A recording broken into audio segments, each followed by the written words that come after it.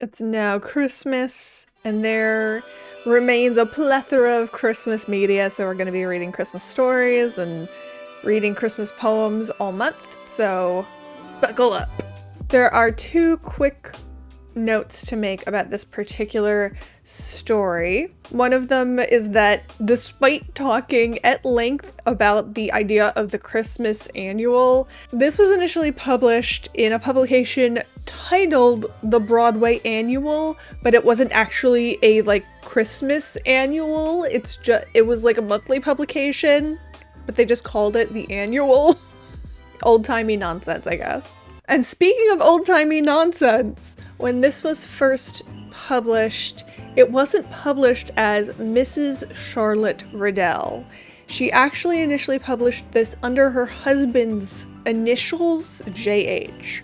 This was not an uncommon thing at all among women writers, but I did find it very interesting that Charlotte elected to use her husband as kind of a go-between, because that's one really easy way to ensure that you get paid, is to use an actual real person who you presumably would have some access to their financials. Even though the main character is a man, I do think that Charlotte in this particular story, I'm not surprised that she's a woman after reading it, because it kind of follows. You remember those commercials in the early 2000s for cleaning stuff? Stick with me for a second.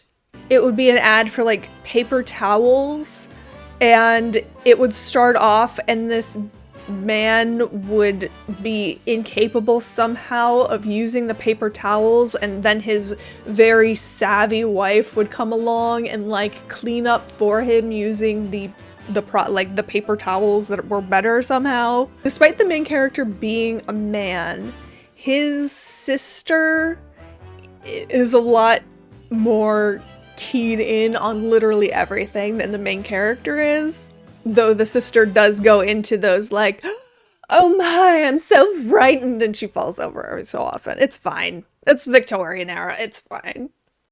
So initially published in 1868 in The Broadway Annual, this week we are reading A Strange Christmas Game by Charlotte Riddell.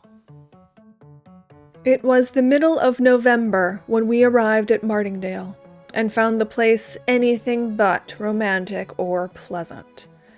The walks were wet and sodden, the trees were leafless, there were no flowers save a few late pink roses blooming in the garden. It had been a wet season, and the place looked miserable. Claire would not ask Alice down to keep her company in the winter months as she had intended, and for myself, the Cronsons were still absent in New Norfolk, where they meant to spend Christmas with old Mrs. Cronson, now recovered.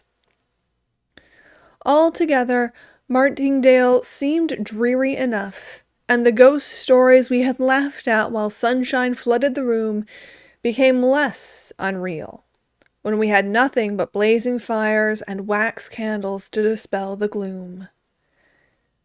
They became more real also, when servant after servant left us to seek situations elsewhere, when noises grew frequent in the house, when we ourselves, Claire and I, with our own ears heard the tramp, tramp, and the banging, and the chattering which had been described to us. My dear listener, you doubtless are free from superstitious fancies. You pooh-pooh the existence of ghosts, and only wish you could find a haunted house in which to spend a night, which is all very brave and praiseworthy. But wait till you are left in a dreary, desolate old country mansion, filled with the most unaccountable sounds, without a servant, with none save an old caretaker and his wife, who, living at the extremest end of the building, heard nothing of the tramp, tramp, bang, bang going on all hours of the night. At first, I imagined the noises were produced by some evil-disposed persons, who wished, for purposes of their own, to keep the house uninhabited. But by degrees, Claire and I came to the conclusion that the visitation must be supernatural, and Martingale, by consequence, untenantable. Still, being practical people, unlike our predecessors, not having money to live where and how we liked, we decided to watch and see whether we could trace any human influence in the matter. If not, it was agreed we were to pull down the right wing of the house and the principal staircase. For nights and nights, we sat up till 2 or 3 o'clock in the morning, Claire engaged in needlework, I reading with a revolver lying on the table beside me. But nothing, neither sound nor appearance, rewarded our vigil. This confirmed my first ideas that the sounds were not supernatural. But, just to test the matter, I determined on Christmas Eve, the anniversary of Mr. Jeremy Lester's disappearance, to keep watch myself in the red bedchamber. Even to Claire, I never announced my intention. About 10, tired out with our previous vigils, we each retired to rest. Somewhat ostentatiously, perhaps, I noisily shut the door of my room, and when I opened it a half an hour afterwards, no mouse could have pursued its way along the corridor with greater silence and caution than myself. Quite in the dark, I sat in the red room. For over an hour, I might as well have been in my grave for anything I could see in the apartment. But at the end of that time, the moon rose and cast strange lights across the floor and upon the wall of the haunted chamber. Hitherto I kept my watch opposite the window. Now I changed my place to a corner near the door, where I was shaded from observation by the heavy hangings of the bed and an antique wardrobe. Still I sat on, but still no sound broke the silence. I was weary with many nights watching and tired of my solitary vigil. I dropped at last into a slumber from which I awakened by hearing the door softly opened. "John," said my sister, almost in a whisper. "John, are you here?" "Yes, Claire," I answered. "But what are you doing up at this hour?" "Come downstairs," she replied. "They are in the oak parlor." I did not need any explanation as to whom she meant, but crept downstairs after her, warned by an uplifted hand of the necessity for silence and caution. By the open door of the oak parlor, she paused, and we both looked in. There was the room we left in darkness overnight, with a bright wood fire blazing on the hearth, candles on the chimney-piece, the small table pulled out from its accustomed corner, and 2 men seated beside it, playing at cribbage. We could see the face of the younger player. It was that of a man about 25, of a man who had lived hard and wickedly, who had wasted his substance and his health, who had been while in the flesh Jeremy Lester.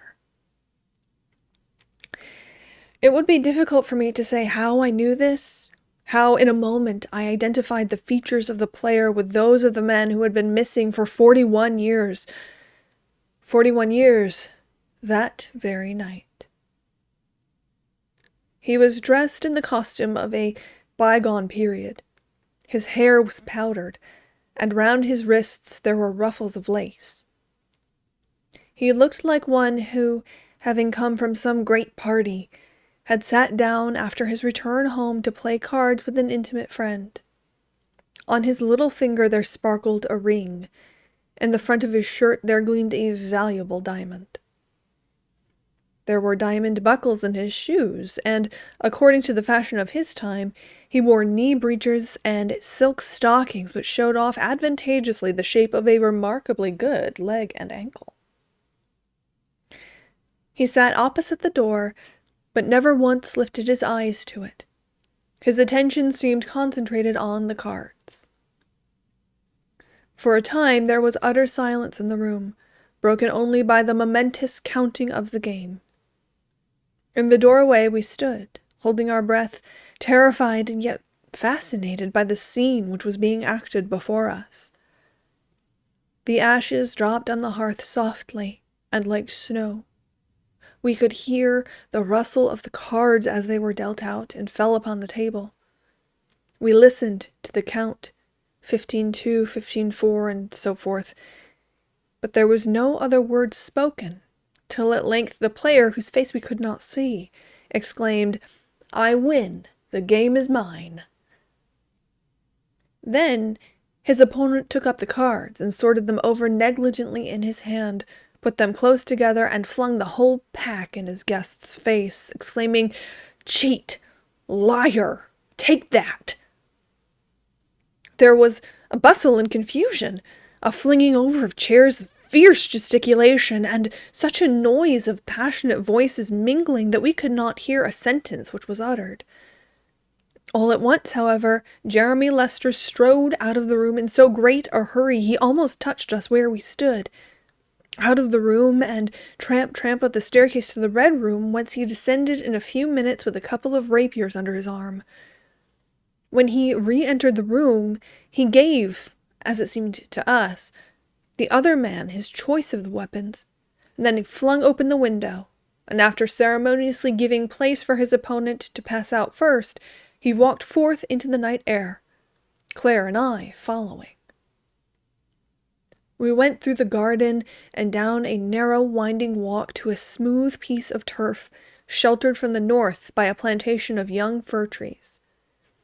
It was a bright, moonlit night by this time, and we could distinctly see Jeremy Lester measuring off the ground. "When you say 3, he said at last, to the man whose back was still towards us. They had drawn lots for the ground, and the lot had fallen against Mr. Lester. He stood thus with the moonbeams falling upon him, and a handsomer fellow I would never desire to behold. 1, began the other. 2, and before our kinsman had the slightest suspicion of his design, he was upon him, and the rapier through Jeremy Lester's breast. At the sight of that cowardly treachery, Claire screamed aloud. In a moment the combatants had disappeared, the moon was obscured behind a cloud, and we were standing in the shadow of the fir plantation, shivering with cold and terror. But we knew at last what had become of the late owner of Martingale, that he had fallen not in a fair fight, but foully murdered by a false friend. When late on Christmas morning I awoke, it was to see a white world, to behold the ground and trees and shrubs all laden and covered with snow. There was snow everywhere, such snow as no person could remember having fallen for 41 years. It was on just such a Christmas as this that Mr. Jeremy disappeared, remarked the old sexton to my sister, who had insisted on dragging me through the snow to church. Whereupon Claire fainted away and was carried into the vestry, where I made a full confession to the vicar of all we had beheld the previous night.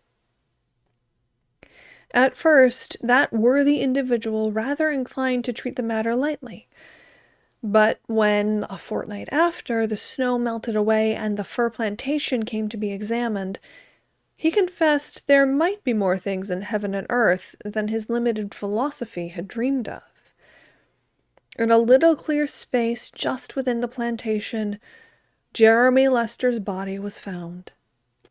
We knew it by the ring and the diamond buckles and the sparkling breastpin. and Mr. Cronson, who in his capacity as magistrate came over to inspect these relics, was visibly perturbed at my narrative. Pray, Mr. Lester, did you, in your dream, see the face of the gentleman, your kinsman's opponent? No, I answered. He sat and stood with his back to us all the time. There's nothing more, of course, to be done in the matter, observed Mr. Cronson. Nothing, I replied. And there the affair would doubtless have terminated, but that a few days afterward, when we were dining at Cronson Park, Claire all of a sudden dropped the glass of water she was carrying to her lips and exclaimed, "Look, John, there he is!" rose from her seat, and with a face as white as the tablecloth pointed to a portrait hanging on the wall. I saw him for an instant when he turned his head towards the door as Jeremy Lester left it, she explained. That is he. Of what followed after this identification, I have only the vaguest recollection. Servants rushed hither and thither. Mrs. Cronson dropped off her chair into hysterics. The young ladies gathered round their mamma. Mr. Cronson, trembling like one in an ague fit, attempted some kind of an explanation while Claire kept praying to be taken away. Only to be taken away. I took her away, not merely from Cronson Park, but from Martingdale. Before we left the latter place, however, I had an interview with Mr. Cronson, who said the portrait Claire had identified was that of his wife's father, the last person who saw Jeremy Lester alive. He is an old man now, finished Mr. Cronson, a man of over 80, who has confessed everything to me. You won't bring further sorrow and disgrace upon us by making this matter public. I promised him I would keep silence, but the story gradually oozed out, and the Cronsons left the country. My sister never returned to Martingdale. She married and is living in London. Though I assure her there are no strange noises in my house, she will not visit Bedfordshire, where the little girl she wanted me so long ago to think of seriously is now my wife and the mother of my children. The end.